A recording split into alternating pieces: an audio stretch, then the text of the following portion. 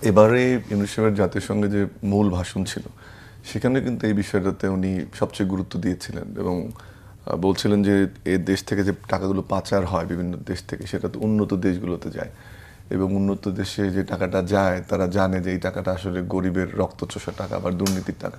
So তাদের একটা দায়িত্ব আছে। উনি একটা কনসোর্টিয়াম গঠনের প্রস্তাব ওখানে দিয়েছেন কিন্তু যে সব দেশকে নিয়ে যদি আমরা কাজ না করি এই টাকা পাচার রোধ করা যাবে না এবং উন্নত দেশগুলো সাহায্য চেয়েছেন।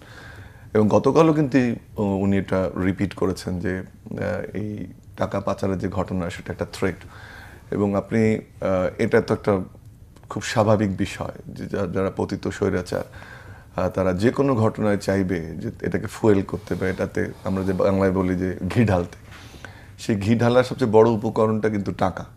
আর একটা হচ্ছে যে উনি যেটা মিন করেছেন যে অন্যান্য ইন্টারন্যাশনাল কমিউনিটি এটাতে ইনভলভ হয়, তারা সাপোর্ট করবে, সেটার তো একটা আশঙ্কা থেকেই যায়। তবে আমি ওনার সাথে পুরোপুরি একমত যে জাতিসংঘের মতো সংস্থা ইটস এ সফট অ্যাপ্রোচ, কিন্তু এটা ওখানে তোলা এবং আন্তর্জাতিক অঙ্গন এটা নিয়ে কথা বলাও কিন্তু একটা বড় মেসেজ দেয়। উনি দুবার এই কথাটা বললেন, একটা হচ্ছে ওনার বক্তব্যে জাতিসংঘে যে উনি মূল বক্তব্য দিয়েছেন এবং আরেকবার সেক্রেটারি জেনারেলের সাথে।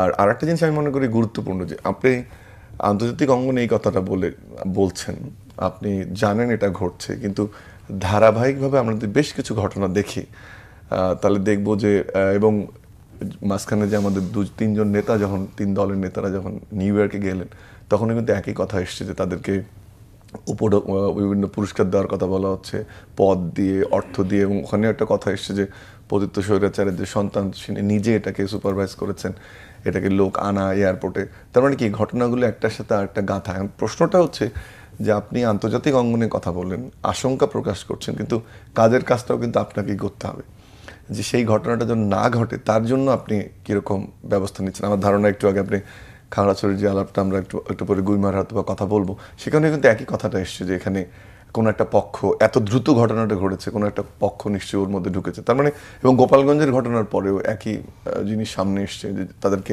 অর্গানাইজ করে আনতে হয়। আপনি দেখেন নর্মালি ওয়াজ মাহফিল ছাড়া বাংলাদেশের যে কোনো রাজনৈতিক কর্মসূচিতে যে মানুষকে অর্গানাইজ করে আনতে হয় এবং সেখানে একটা খরচ আছে, এটা কিন্তু একেবারে আমরা সবাই জানি।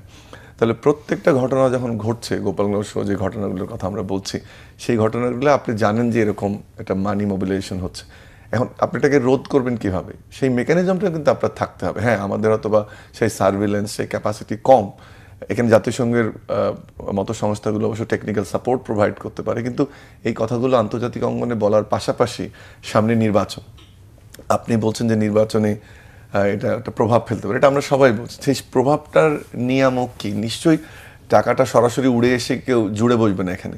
সো কেউ নিশ্চয়ই কারোর কাছে পাঠানো হবে, কেউ এটা খরচ করবে, এই কল রেকর্ডগুলো করতে হবে, সেই লোকগুলোকে এখন থেকে ডিটেক্ট করতে হবে। যে নির্বাচন তো 4 মাস লিটারালি বাকি, এরপরে তো আমরা একেবারে ইলেকশন মাসে ঢুকে যাব। তো সেটার ব্যবস্থা কিন্তু করতে হবে, শুধু আপনি আন্তর্জাতিকভাবে বলে আসলে হবে না। সেই জিনিসগুলো আমার মনে হয় যে ইউনূস সাহেব যদি এগুলো বলার পাশাপাশি একটু বলতো যে কীভাবে জাতিসংঘ, যেমন আমরা মানবাধিকার কমিশন থেকে সাহায্য নিয়েছে, যে জাতীয় সংঘ কোনো টেকনিক্যাল সাপোর্ট প্রোভাইড করতে পারে কিনা, বা এই যে টাকাটা চ্যানেল হবে যেসব দেশে, আমরা জানি যে কোন দেশ থেকে চ্যানেল হতে পারে, সেই জায়গাটাতে কাজ করতে পারে কিনা।